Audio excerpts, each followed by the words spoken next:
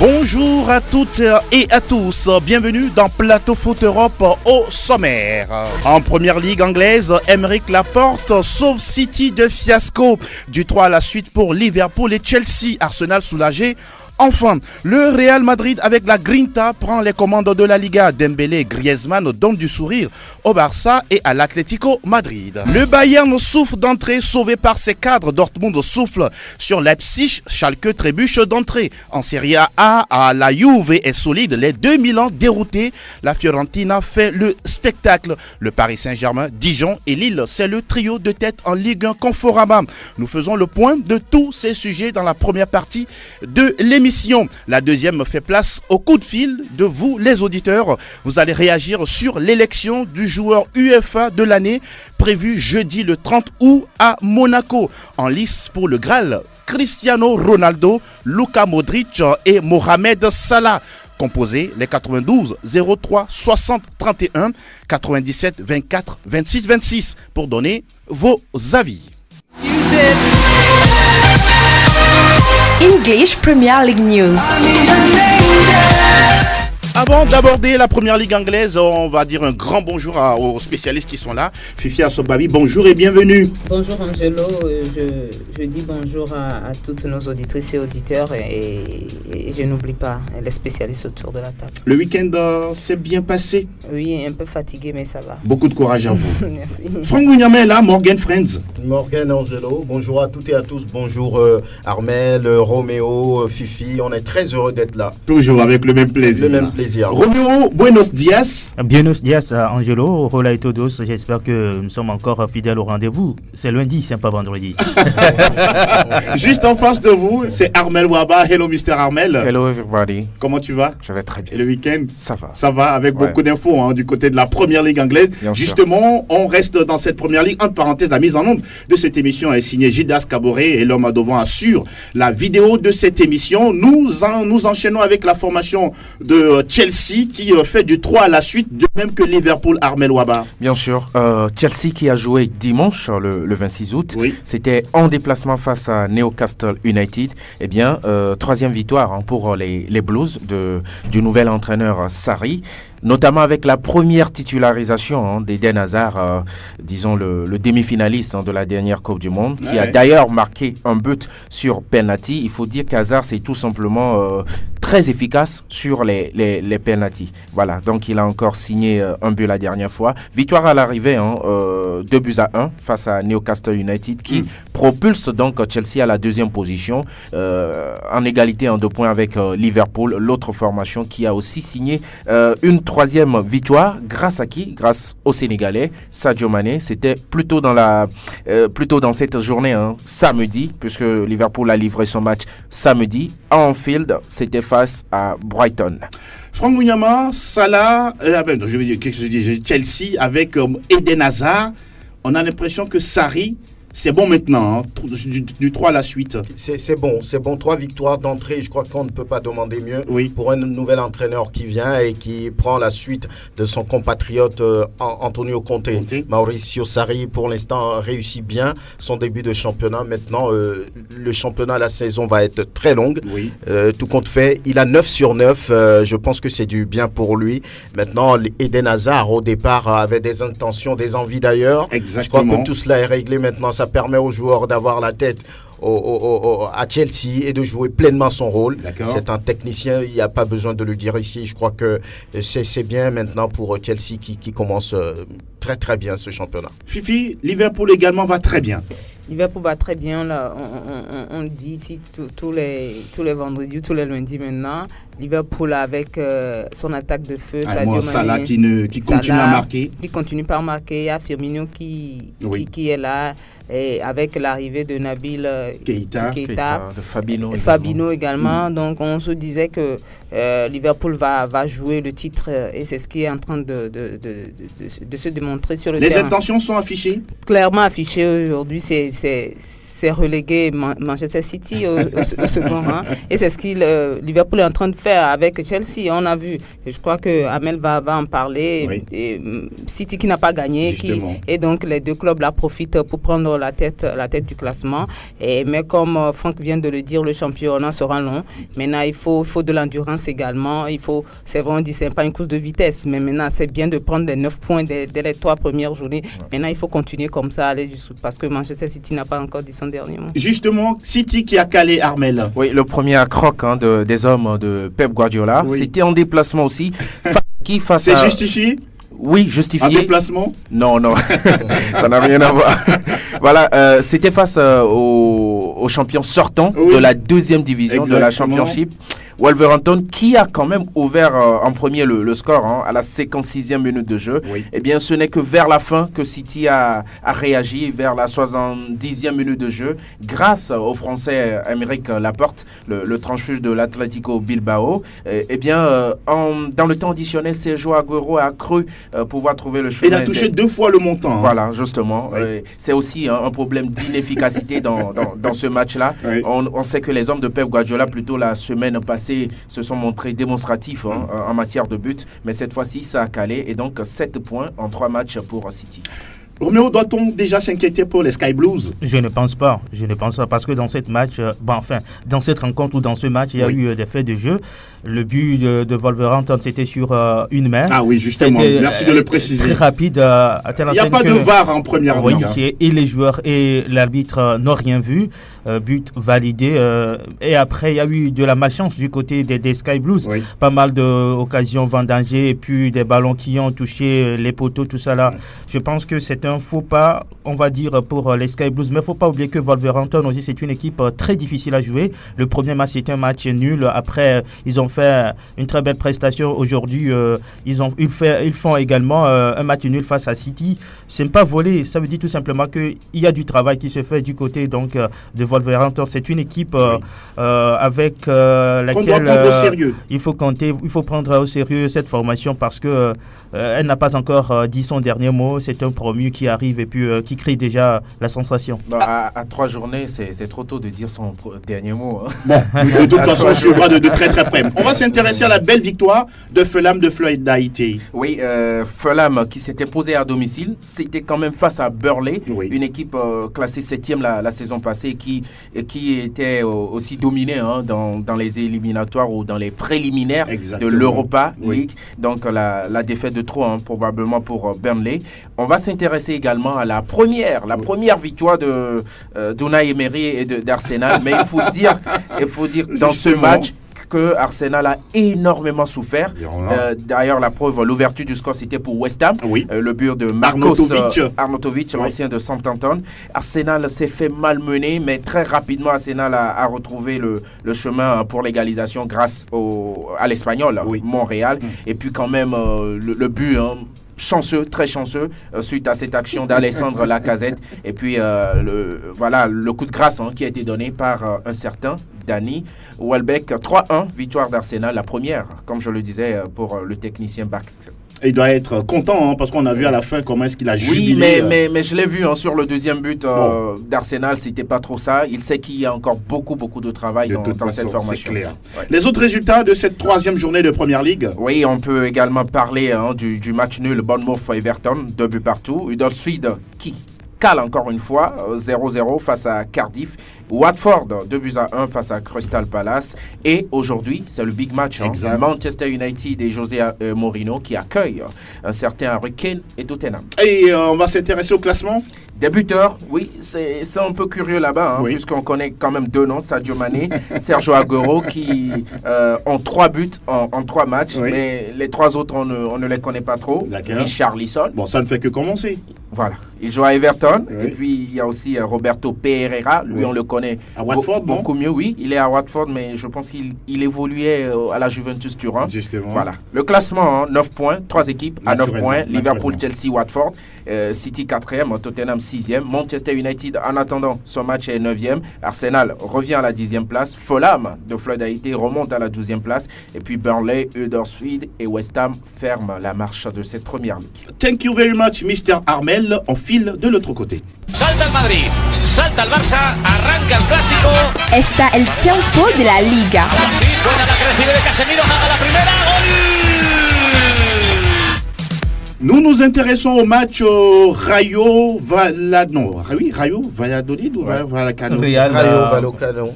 Real Valladolid. Voilà, Real Valladolid face à la formation du Barça sur un terrain qu'on peut qualifier de champ de patates. Oui, quand vous prenez cette pelouse, il y a une partie qui ressemble à une plage. Ah voilà. C'est pas du beach soccer. Mais c'est ça aussi le football. Ça a embêté un peu les Barcelonais qui n'ont pas pu dérouler leur jeu face à Valladolid. Oui. Mais quoi qu'on dise, les Barcelonais ont dominé la rencontre, même si au marquoir c'était 1-0 grâce à Dembélé, qui a permis donc aux Catalans de remporter donc les 3 points de la journée. Il faut également souligner que le Barça vers la fin du match a encaissé un but, mais jugé hors jeu, et c'était vrai puisque la VAR avait raison sur ce but-là. Il faut également souligner que Luis Suarez également avait marqué mais refusé à 10 minutes donc de la fin de cette rencontre. 1-0 pour les Barcelonais. Je crois que ça a été difficile, mais bon, ils ont pu empocher les 3 points, c'est ce qui est essentiel à retenir. Et du côté du Real, on a répondu. Oui, c'était hier donc chez Gérone. Ça a été compliqué le début pour les Madrilènes, mais à l'arrivée, le Real Madrid a déroulé 4-1 face à Gérone. Même si Gérone a ouvert le score, et bien Sergio Ramos à la 39e minute va égaliser sur pénalty. Ça fait 15 saisons d'affilée. Au moins l'Espagnol marque au moins un but dans la saison. Il a encore confirmé sur pénalty. En tout cas, un maître à jouer. Ce pénalty était tout simplement extraordinaire. Il a tué tout le monde avec la Panenka. La Panenka, oui, exactement. Donc c'était très c'est le capitaine, s'il le ratait aussi, il n'y a rien à dire. Hein. C'est lui le capitaine. Mais il a réussi. Et juste derrière, Benzema aussi va répondre à la 52e minute sur penalty. Oui. Bale à la 59e et puis Benzema va revenir à la 80e pour son doublé de la journée. Ça fait 4-1 pour le Real Madrid qui devient le leader avec 6 points. Différence de but plus 5 pour les Madrilènes. Le Barça qui suit avec 6 points également. D'autres matchs ont été disputés. Atlético Madrid, c'était samedi face à Rayo Vallecano. Ça a été compliqué également pour les Colchoneros face à ce premier 1-0 grâce à Antoine Griezmann. Champion du monde. Oui, champion du monde. Alaves et Betis Séville font jeu égal, 0 but partout. Getafe, gagne son premier match de la saison. C'est face à Eibar, 2-0 grâce à Rodriguez et puis Molina qui ont marqué les 2 buts de Getafe. Leganés face à la Real Sociedad, 2 buts partout à l'arrivée. Séville-Villarreal, 0-0. L'Espagnol Barcelone recevait et puis cette équipe a battu Valence 2-0. Suite et fin de la deuxième journée de la Liga, c'est ce lundi avec les Levante, Celta Vigo et puis Athletic Bilbao joue contre Huesca. On va s'intéresser à ce début de saison de Julen Lopetegui. Franck Lunyama, vous pensez que c'est bon? On a oublié définitivement Cristiano Ronaldo du côté du Real? Bon, tout de suite, un tel joueur ne s'oublie pas facilement. Vous savez que ce n'est pas sur 2 journées qu'on va oublier donc ce grand attaquant qui a joué au Real pendant 9 saisons.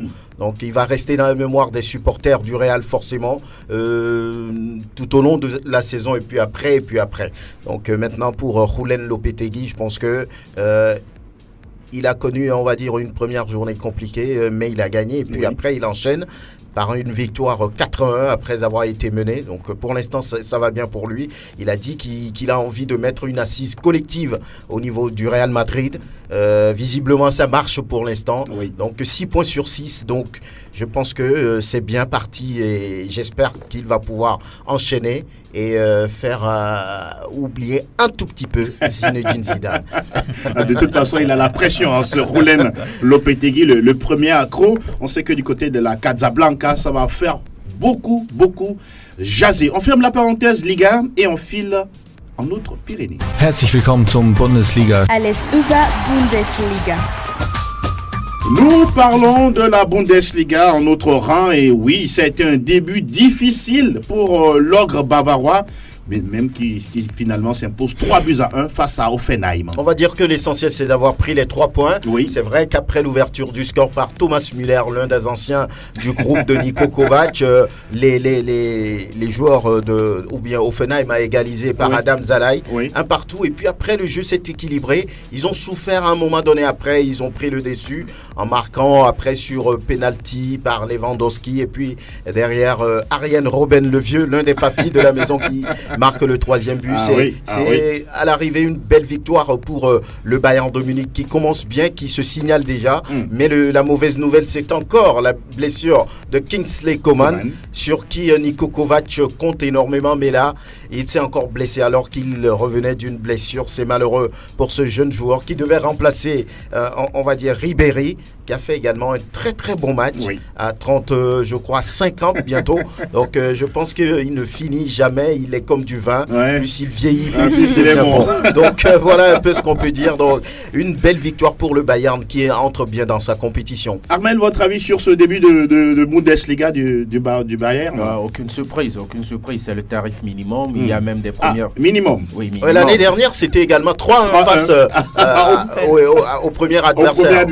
Voilà. Et puis si le Bayern veut entre guillemets se fâcher, c'est 8-0, voilà. Donc, c'est plutôt un bon score pour Offenheim. Moi plutôt c'est la blessure, comme l'a dit Franck, de Coman. Décidément, ça prend des allures de carrière ratée. On sait que c'est un garçon très talentueux. Donc il va falloir revoir tout ça pour qu'il ne soit pas justement un talent gâché. Et vivement, parce que vendredi soir ou plus tard samedi, on a appris qu'il y a eu une opération qui a été réussie pour lui. Et donc vivement la convalescence. La convalescence, et surtout qu'il reprenne vite le chemin des terrains. Le Borussia Dortmund avec Lucien Favre également attendu. Ça réussit pour lui. Il n'y a pas eu du raté à ce niveau aussi. Il rentre bien dans sa compétition. 4-1 à l'arrivée. C'est un succès avec panache. Souvent, Leipzig ne réussit pas à Dortmund. Il réussit quand même à battre cette équipe 4-1. Ça veut dire qu'il met en place quelque chose de bien qui pourrait permettre à Dortmund d'aller de l'avant. Vous savez que c'est quelqu'un qui aime le football direct, fait de jeu et rapidement l'attaque portée tout de suite vers l'avant. Et ça réussit avec Marco Reus qui reste vraiment un élément important de la maison, qui a marqué son but pour commencer. Donc 4-1, c'est bien parti pour les jaunes et noirs aussi. Oui, c'est surtout grâce à un joueur qui est arrivé, Axel Witsel, international belge. Voilà, on sait que depuis le départ d'Ilkay Gundogan, ce milieu-là flotte énormément, et donc une très belle recrue. D'ailleurs, on l'a vu, il a beaucoup impacté le jeu de Dortmund. Votre avis sur j'ai été surpris par cette victoire du Borussia, parce que dès la première minute, c'est Leipzig qui a ouvert le score. Il fallait voir le caractère et puis la détermination du Borussia qui marque 4 buts pour s'imposer finalement. 4-1, ça a été très intéressant pour Lucien Favre. Le premier match, on le gagne sans grande difficulté. C'est bien cette réaction, il faut la souligner, que c'est très bien du côté du Borussia Dortmund, et ça annonce déjà une saison très intéressante, même si on sait que le Bayern à l'arrivée va gagner le championnat, mais ça va pas être facile puisque Dortmund aussi a répondu. J'aime la deuxième partie de votre conclusion, ça va pas être facile. Déjà même Dortmund est premier au classement dès cette première journée pour avoir marqué 4 buts. Et donc c'est clair que ce sera pas facile. Dortmund aussi a des intentions de victoire à la fin, mais bon, on verra bien. On connaît le Bayern et à la fin c'est le Bayern qui gagne souvent. Bon, est-ce qu'on va garder la même assertion jusqu'à la fin de saison? C'est de bousculer véritablement cette équipe et de nous faire comprendre qu'il n'y a pas que le Bayern en Allemagne. Et attendu également Schalke 04, malheureusement qui loupe son entrée battue par Wolfsburg 2-1. Je crois que cette équipe est attendue parce qu'il fait partie quand même des équipes qui ont été annoncées pour bousculer, on va dire, l'hégémonie bavaroise et puis celle du Borussia Dortmund, mais l'entrée n'a pas été réussie, battue par Wolfsburg 2-1. Les autres résultats, on a un partout entre Werder Brême et Hanovre 96 du Togolais Ilas Bebou. Fortuna Düsseldorf, l'entrée en première division, on voit un peu ce que c'est. Battu à la maison par Osbourg, 1-2. Hertha Berlin a assuré le service minimum face à Nuremberg, 1-0. Fribourg a perdu à domicile devant Francfort, 2-0. Borussia Mönchengladbach a dominé le Bayer Leverkusen, 2-0 aussi. Mayence a fait également l'essentiel devant Stuttgart, battu 1-0. Et lorsqu'on fait le total, ça fait 23 buts marqués pour le compte de cette première journée. C'est mieux que la saison dernière où il n'y avait que 15 buts sur la première journée. D'accord. Donc voilà, on va dire tout simplement au niveau du classement qu'il y a un top 4 avec le Borussia en tête, Bayern, Francfort, Borussia Mönchengladbach, Osbourg, Wolfsburg, Hertha Berlin et puis Mayence. 8 clubs qui sont, on va dire, dans la première partie. Parce qu'elles ont gagné. Ils ont gagné avec 3 points. Et en bas, on a ceux qui ont fait un match nul avec Hanovre qui a 1 point, Werder qui suit à la 10e position, 1 point aussi. Et puis arrivent les 0 pointés.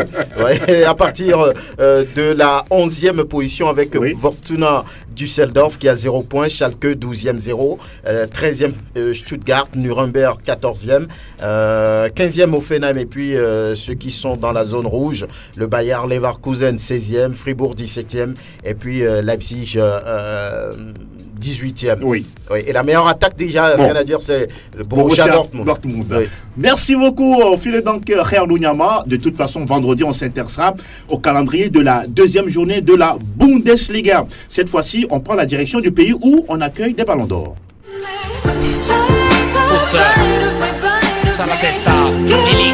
Tutto calcio Italia. Spacca la porta, segna anche il Team Cup.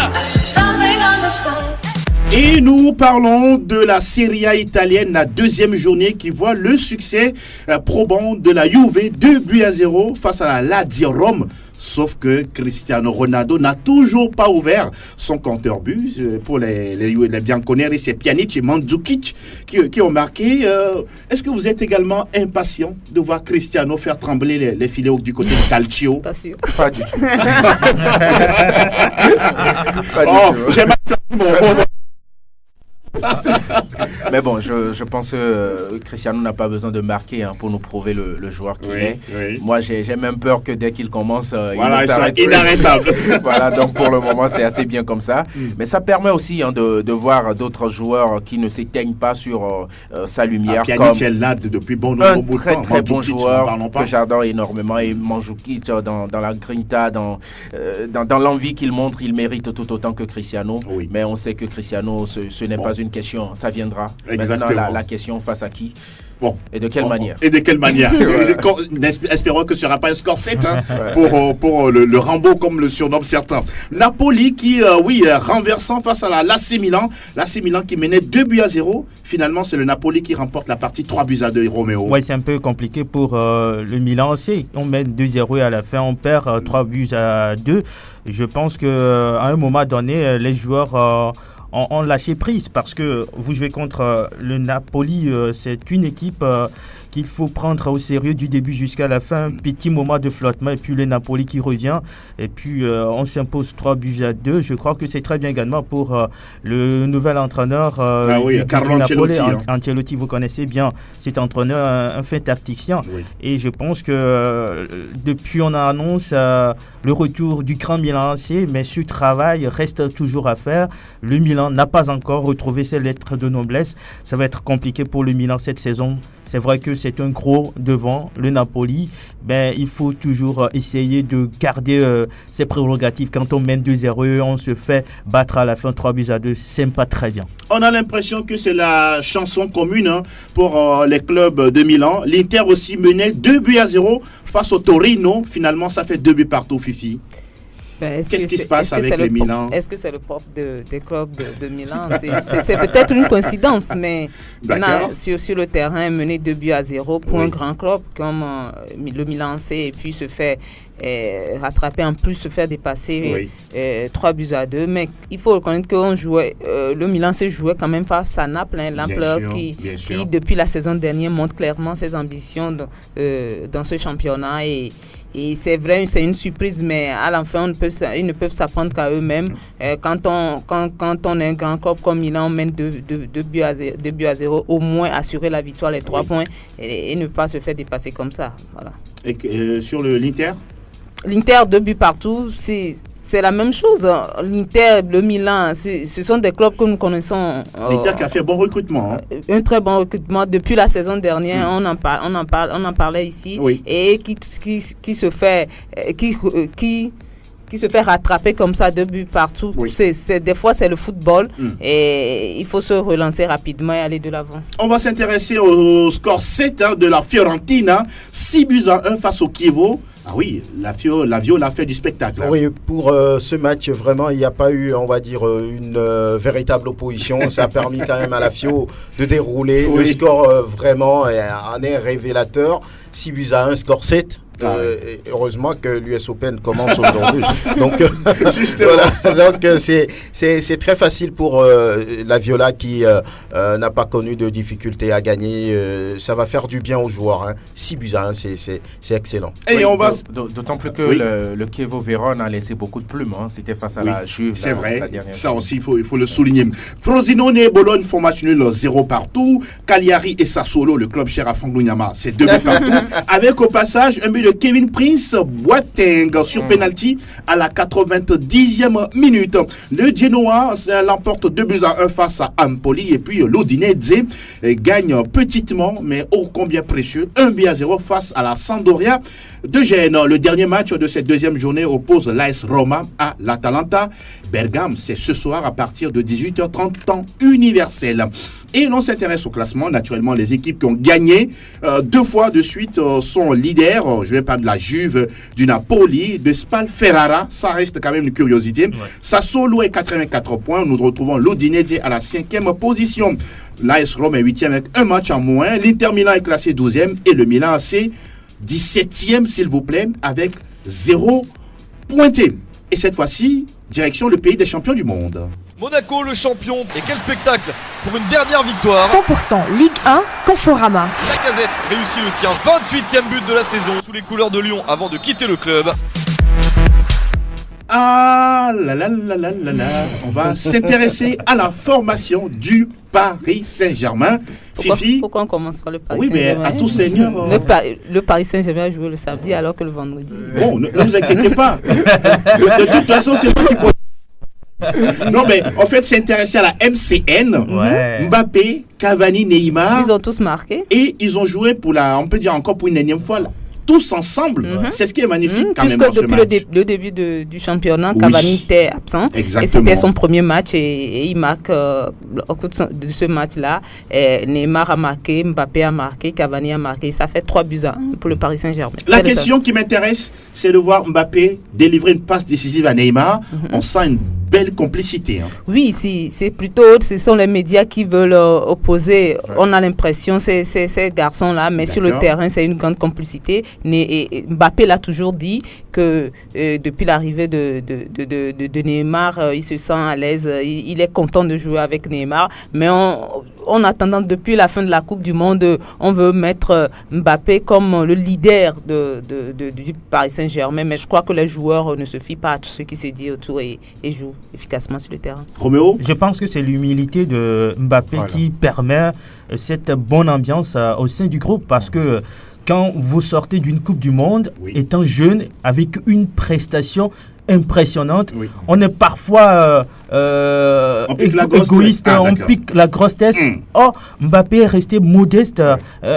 Il apprend toujours, il a des défis à relever. Pour lui, c'est pas gagner la Coupe du Monde, c'est important, mais il y a d'autres défis à relever. Donc, il est très modeste et puis il joue sans complexe, sans façon. Il délivre des passes à Neymar et c'est vice-versa. Je crois que c'est bon. Maintenant, c'est le coach qui m'impressionne. Mettre Buffon sur le banc, Mais ça n'arrive pas très souvent. C'est fort. Il a fait, c'est fort. Ça veut dire simplement qu'il a une maîtrise de son groupe et puis il a démarré avec une défense à 3. Oui. Il a constaté que justement, ça ne marchait pas et puis à la reprise, il a changé à une défense à 4. Je crois que maintenant, le jeu a marché. Ils ont gagné 3-1. Ça a été compliqué au début, mais à la fin, c'est facile. Donc, ce sont des entraîneurs là qu'il faut pour des équipes comme le Paris Saint-Germain. Roméo a lâché le mot, une intelligence tactique. Franck Lunyama, Thomas Tuchel qui change son 3-5-2 en un 4-3. Oui, quand ça ne marche pas, il faut toujours changer. Seuls les imbéciles ne veulent rien changer. Donc, je pense que c'est un entraîneur intéressant. Le message est adressé à qui? Bon, à ceux qui...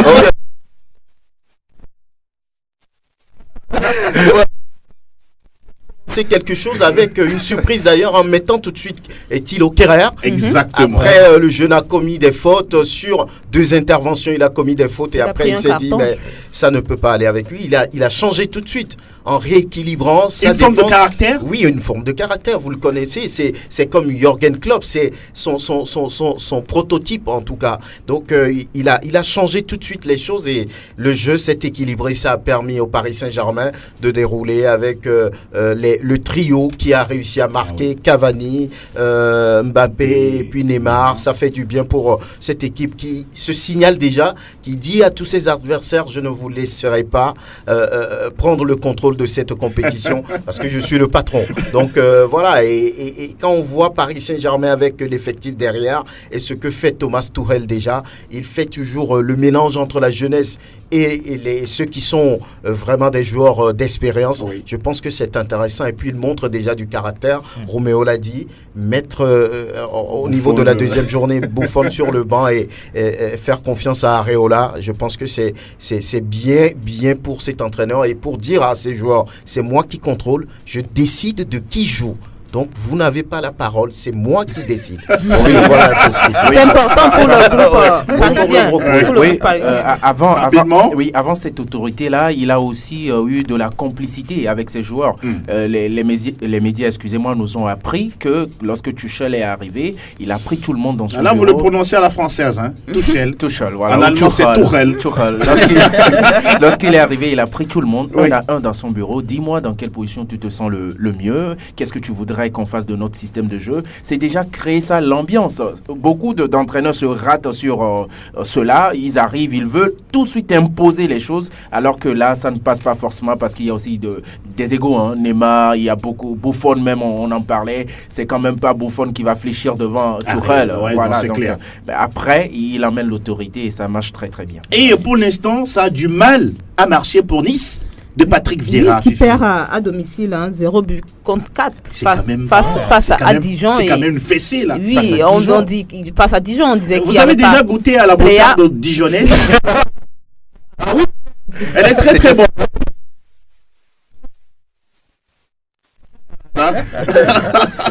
Et on dit qu'il n'y avait pas Balotelli et puis Pléa était absent, mais quand même.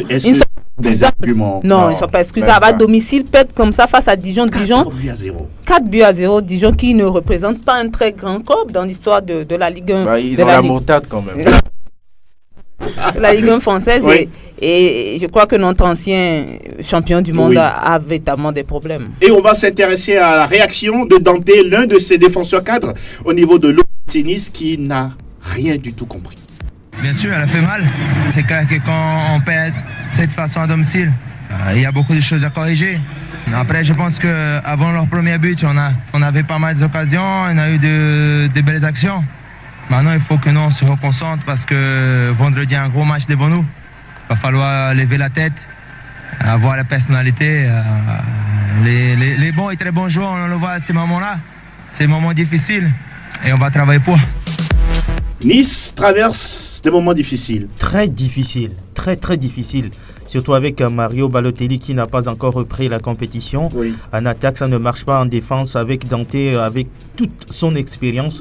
Et Nice qui prend 4-0 vous avez vu le but de Jules Keita? Oui. Le deuxième, c'est quand même incroyable. Ouais, vous savez, quand ça ne marche pas, ça ne marche pas. Vous pouvez forcer les choses, ça n'arrive pas. Peut-être que c'est un jour sans pour Nice, mais ce n'est pas la première fois qu'on voit Nice jouer. Depuis la première journée jusqu'à la troisième disputée le week-end dernier, non, les Niçois Un point. Oui, les histoires n'arrivent pas à convaincre. Je crois que c'est une phase très difficile, une phase de transition un peu compliquée pour Vieira. Mais bon, il faut patienter un peu, même si les supporters ne connaissent pas ça, la patience. Mais c'est ce qu'il faut pour Nice pour pouvoir se relancer dans ce championnat. Sinon, c'est un début catastrophique pour les Niçois. Et concernant Bordeaux, Thierry Henry a carrément dit non. Oui, mais Bordeaux non. a gagné quand même. Mais il y a quelques jours, on nous disait qu'il avait dit oui. Ah, et puis, 2 jours, 3 jours après, on dit qu'il a dit non. Et il a peut-être compris que ce sera, pour ses débuts comme ça, ce serait quand même compliqué. Oui. Il arrive, il ne connaît pas son effectif. Décision sage? Oui, pour moi, c'est sage. Pour moi, je le disais la dernière fois que commencer comme ça pour Thierry Henry, ce n'était pas ça.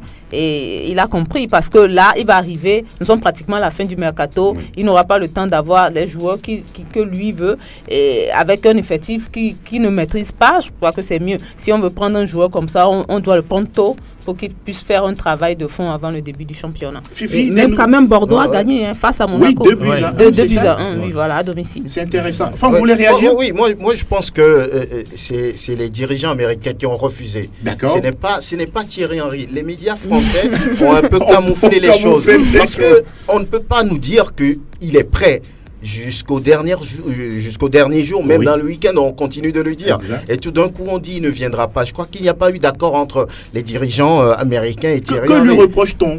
Bon, je ne sais pas. Peut-être son manque d'expérience. Vous savez, être deuxième au niveau d'une sélection, c'est autre chose. Et être titulaire au niveau d'un club en Ligue 1, c'est également autre chose. Ce n'est pas deux choses à mettre ensemble. Donc, je pense que peut-être on a joué sur l'expérience. On a constaté que oui, il a été un grand joueur français. Il reste le meilleur buteur de l'histoire de la sélection. Mais ce n'est pas le profil peut-être recherché pour prendre en mai Bordeaux qui est en difficulté, même s'ils ont gagné hier face à Monaco 2-1.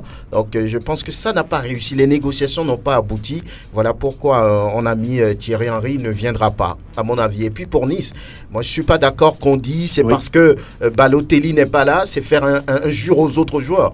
Même l'entraîneur l'a dit, ce n'est pas bien. Puisque entre-temps, lui, il a dit, si Mario Balotelli était bien, c'est parce que les autres ont bien joué avec lui à ses côtés. Maintenant, s'il est absent, ça veut dire que les autres peuvent valablement le remplacer. Maintenant, dans l'interview, il dit, on n'a pas Balotelli, on n'a pas... Et les autres qui sont là, il faut qu'ils jouent. Je crois que Nice a été complètement dépassé. Il y a ce vent de Lucien Favre qui souffle un peu sur l'équipe. Ce n'est pas évident de remplacer un entraîneur qui a mis quelque chose en place sur les 2 dernières saisons. Lorsque vous voyez le jeu de Nice, c'est intéressant. Et ils ont laissé partir Alassane Plea et puis Jean-Michel Seri, de très très beaux joueurs du côté de des joueurs qui n'ont pas su remplacer. Exactement. Des nouvelles de Toulouse, de Mathieu Dossévi? Oui, Toulouse enchaîne.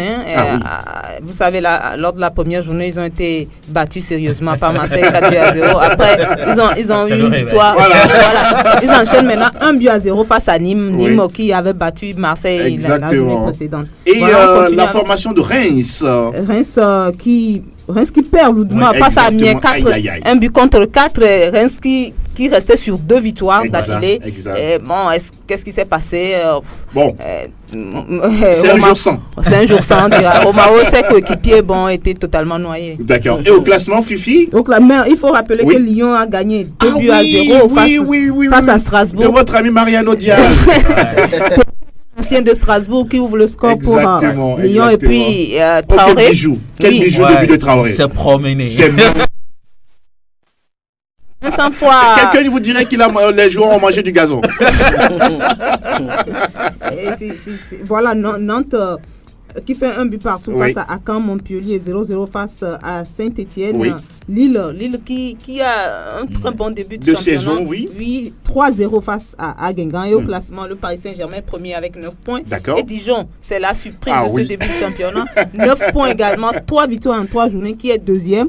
À la 3e place, on retrouve Lille avec 7 points. Et Lyon n'est que 4e avec 6 points. 5e, Nîmes. 6 points, on ne voit pas dans le top 5, on ne voit pas Marseille.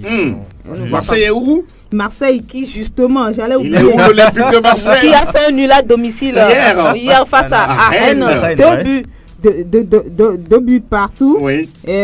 Marseille qui était mené 2-0 et qui a su réagir quand même en deuxième période pour revenir au score et et un but de Campos et puis un autre but contre son camp d'un joueur.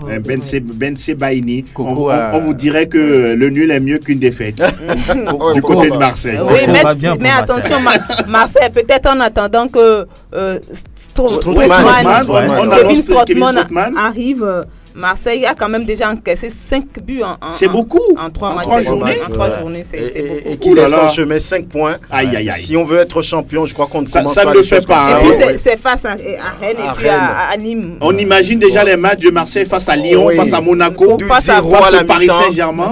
Face à Rennes, mais ça ne Marseille est toujours battu dans l'agressivité. Vous n'êtes pas d'accord, Franck Mouniama? Marseille est toujours battu dans l'agressivité, l'intensité de jeu. Donc il faut travailler là-dessus. Et puis la communication de Rudy Garcia, moi qui personnellement m'embête ces derniers temps, il semblerait qu'on négocie avec Strootman. Mais un entraîneur ne peut pas s'exprimer comme ça. S'il n'est pas informé, il faut qu'il le dise. Mais il dit il semblerait.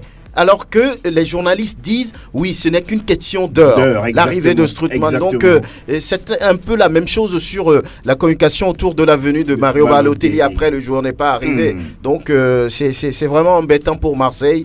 5 points déjà de laisser après 3 journées.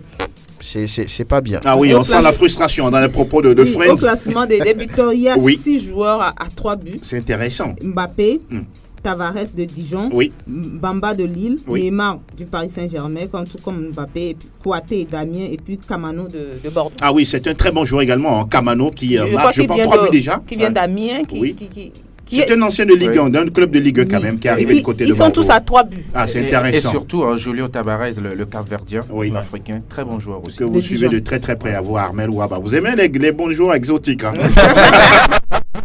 Et merci beaucoup, Fifi Assobavi. Il est 9h45. Je pense que nous allons maintenant donner l'opportunité à vous, auditeurs, de composer le 92 03 60 31, 92 03 60 31 et le 97 24 26 26 pour parler ou bien donner vos avis sur l'élection du joueur UEFA de l'année prévu le jeudi 30 août. Ce sera entre Cristiano Ronaldo, Luka Modric et Mohamed Salah. Il y a déjà un auditeur en ligne. Bonjour. Bonjour, Angelo Folicue. Comment vous portez-vous? Je me porte très bien. Ah oui, ça se sent dans la voix. Présentez-vous, s'il vous plaît. C'est Judas, le conseil d'Ali. Ok, Judas. Oui, Angelo. Ah, qui va soulever le fameux trophée du joueur UEFA de l'année selon vous? L'homme qui ne sait jamais de faire semblant qu'il est en Ligue des Champions. Ah, d'accord. Je pense que c'est Cristiano Ronaldo qui mérite ce trophée. Et pourquoi? Parce qu'il a fait une très bonne Ligue des Champions. Il est devenu le premier joueur à avoir marqué contre les 6 équipes en phase de poule. D'accord. Et il n'a pas fait une mauvaise Coupe du Monde. Et je vois sur le prétendant sérieux à ce trophée. Ça reste votre avis, hein? Oui. On verra d'ici jeudi s'il sera l'heureux élu ou pas. Il est déjà. C'est bien noté, Judas. Je dis bonjour à Romo Yotokeo à côté de vous là-bas. Bonjour à tout le monde. Merci beaucoup, Judas, et très belle journée à vous. Et un autre auditeur est en ligne. Bonjour. Allô, auditeur en ligne, bonjour. Il est là, Judas, il est là, je pense. Hein. Un petit souci. Bonjour. Oui, allô. Bonjour. Bonjour, mon frère. Coro. C'est Coro de Tiago-Balavedo. Oui, comment vas-tu? Je vais bien chez toi. Ça va très bien aussi. Alors, nous vous écoutons sur... Oui, je salue tout le monde autour du plateau là-bas. Bonjour. Allez-y. Moi, je vois Luka Modric qui remportait ce trophée-là. Modric, et pourquoi?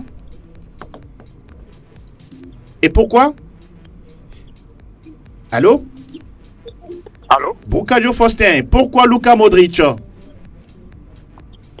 Ah, il a du mal à nous recevoir. Aïe, il est parti. Nous posions la question de savoir pourquoi Luka Modric. On a vu une image hier dans le match du Girona Real Madrid. Les autres, Asensio qui était souriant, mais Luka Modric avait le regard fermé, très fermé. On rappelle qu'il avait voulu quand même quitter le Real Madrid. Allô, bonjour. Bonjour, monsieur. Oui, présentez-vous, s'il vous plaît. La voix de Patino. Ok, Kao Carré, comment vas-tu? Ça va. D'accord, nous vous écoutons. Bon, pour le match, je vois Luka Modric en premier. Modric en premier, oui. Et moi, je veux que ça me fasse plaisir. Pardon? son vœu, c'est que Cristiano gagne. Ah, vous votez pour Modric, mais c'est quand même assez ambigu. Hein. Bon, ouais, ça va se jouer entre les deux, entre Cristiano et Modric. Ça va être très serré, c'est ça. Voilà. N'oublions pas que ce sont des votes. Hein. Merci beaucoup, Kao Carré. Merci, à très belle journée de lundi à vous aussi. Il y a un autre auditeur qui est en ligne. Bonjour. Oui. Bonjour. Comment vous allez? Oui, je vais bien. C'est M. Cloutier, d'accord. Monsieur Cloutier. Yao. Comment ça va à Kodessewa? Oui, ça va bien. Vous nous recevez bien? 5-6-5. Merci, nous vous écoutons, monsieur Yao. Moi, je suis fan de Cristiano, mais Luka Modric prend un favori. D'accord. Et pourquoi lui? Et pourquoi pas Mohamed Salah? Non, Mohamed Salah, il reste un peu. Pardon? Il reste un peu pour lui. D'accord. Luka Modric, il est d'abord finaliste malheureux. Oui. Champion pour la Champions League. D'accord. Et puis le meilleur joueur du monde. Ah oui, ce sont des arguments qui pèsent lourd. Oui, ça pèse lourd. D'accord. Même moi, je suis fan de Cristiano quand même. Est-ce que vous suivez ces matchs avec la Juventus? Oui, j'ai suivi 2 matchs. Ah oui. Oui. Et vous attendez qu'il marque, non? Un passe décisif, il faut mitiger. Intéressant. Merci beaucoup, Yao. Bye bye. À bientôt. Bien des choses à tous ceux qui sont du côté d'Akodessewa. Il y a un autre auditeur en ligne. Bonjour. Ouais, allô, bonjour. Vous allez diminuer un peu le volume de votre poste récepteur. Ok, allô, bonjour, Franck Angelo Folicou. Oui, Franck aussi est là. Bonjour à tous, bonjour à toi. Ouais, c'est Empereur depuis Sabado. Empereur Masauchi. Vous êtes japonais? Non, allemand. Ah d'accord. Il supporte le Bayern. Mon équipe préférée, c'est Bayern. Ah, intéressant. Ouais, il a eu raison de ça. Alors, Empereur, nous vous écoutons. Ouais, moi, pour le meilleur joueur de l'UEFA, je vois Luka Modric. D'accord. Parce qu'il a gagné la Ligue des Champions avec le Real. Oui.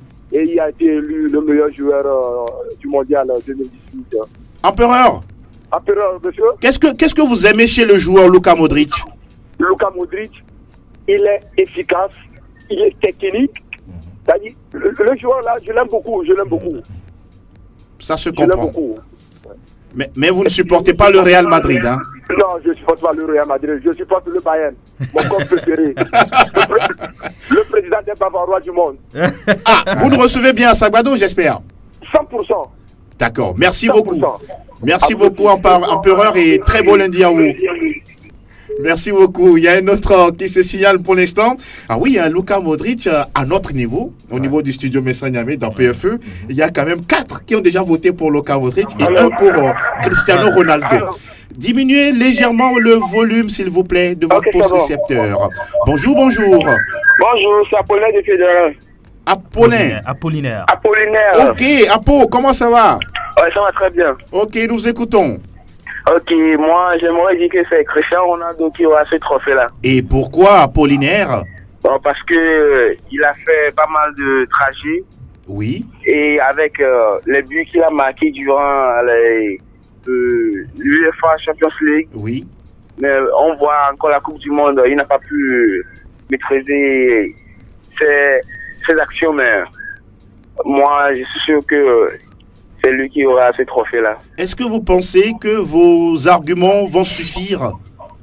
Ah bon, mes arguments ne vont pas suffire, mais on va voir comment ça va se passer. Je doute encore de côté Modric. Voilà. Et parce que lui aussi, il a remporté l'UEFA et il est le finaliste malheureux de la Coupe du Monde encore. Oui. Mais Cristiano, avec ses buts, on voit que il aura son trophée. Vous pensez que le vote va être très serré? Oui, ça va être très serré même. D'accord. Okay. Nous précisons que ce sera un vote par 2 panels, 2 journalistes et d'entraîneurs. Ouais. Et donc, ça va vraiment peser dans la balance. Merci beaucoup, Apollinaire, et bien des choses à vous. Y a-t-il un autre qui se signale? Non, pas pour le moment. Nous faisons le récap de ces 3 nominés. Ce sera jeudi. Mohamed Salah, meilleur buteur de Première Ligue, finaliste de la Ligue européenne des champions. Cristiano Ronaldo a gagné la Ligue des champions en finissant meilleur buteur, mais n'est pas allé très loin dans la Coupe du Monde. Oui, il y a un auditeur qui est là. Bonjour. Bonjour, Angelo. Oui, présentez-vous, s'il vous plaît. Oui, c'est Kofi Badou. Kofi Badou, comment ça va? Comme le Paris Saint-Germain. Ah, vous êtes parisien? Oui. Oh, d'accord, c'est bien noté. Qui voyez-vous? Oui, c'est Mohamed Salah. Mohamed Salah, ah oui, enfin. Oui. Si on a donné ça à Cristiano Ronaldo et Modric, je crois que c'est à mes babas ça. Ah bon? Mais c'est une question de mérite, Kofi. Ah oui. On va donner à qui le mérite, n'est-ce pas? Oui, oui. Et vous pensez que Mohamed Salah est mieux placé? Ah oui. J'aime la façon de jouer de Mohamed Salah. Oui. Est-ce que ça va suffire? Ah oui. Ok, d'accord, c'est votre avis. Nous le respectons. Verdict jeudi et vendredi, nous en parlons dans Plateau Foot Europe. Je pense que on va peut-être prendre, si un dernier ce signal, on va le prendre si jamais il n'est pas là. Bon, on parlait tout à l'heure de Luka Modric, de Mohamed Salah et puis de Cristiano Ronaldo. C'est vrai que vous aviez déjà fait vos votes la dernière fois ici. Bon, on va plus vous donner la parole. Oui, vous la voulez.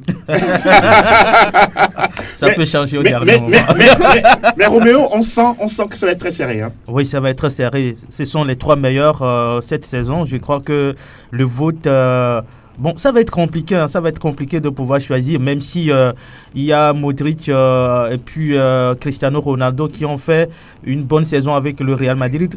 Modric avec son équipe est allé donc en finale. Ça va être serré le vote, mais je pense que c'est celui qui le mérite qui va justement repartir avec cette distinction. Ça va être un peu...